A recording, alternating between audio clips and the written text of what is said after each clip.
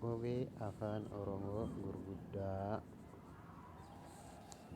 jalqaba irraa A, A,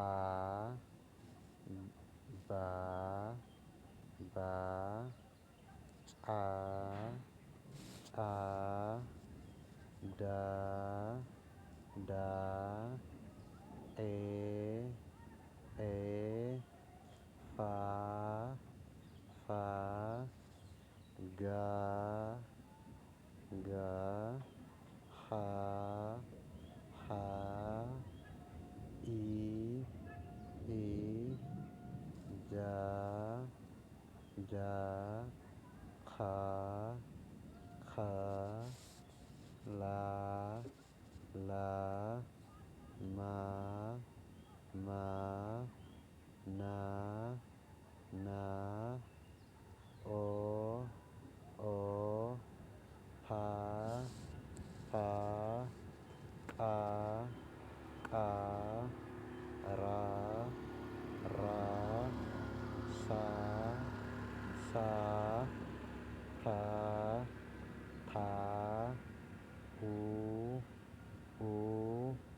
Va, Va, Wa, Wa, Ta, Ta, Ya, Ya, Za, Za.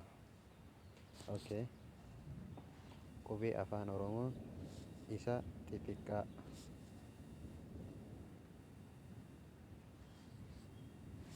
A, A, Ba, Ba, Ca, Ca, Da, Da, E, Fa, Fa, Ga, Ga, Ha, Ha, I, gubbaa irraan as biraan dho'annoo qabaachuu qabdi. Iin tun tuqaan gubbaa kana irraan jiraachuu qabdi jecha. Ja, Ja, Ka, Ka, La, La, Ma, Ma, Na, Na, O, Pa, Pa, Qa, Qa. Qaan akka san qofatti osoo hin taane haala kanallee barreeffamuu dandeessi jecha. Haala kanallee qaan barreeffamuu dandeessi.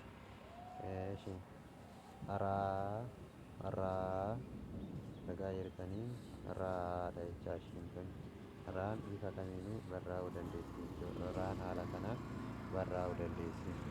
Saa, Saa, Taa, Taa, Uu,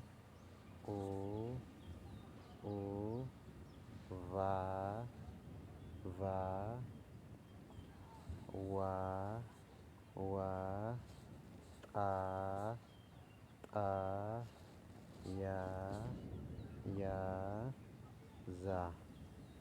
Zaa yeroo tokko tokko haala kanalleen barraa'uu dandeetti.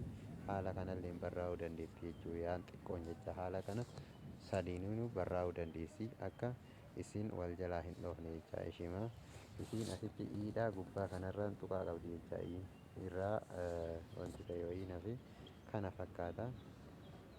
Wanti isin rakkisu yoo jiraate isin garsiisa jechuudha. Baay'ee salphaadha. Jabaadha. Amsiruu.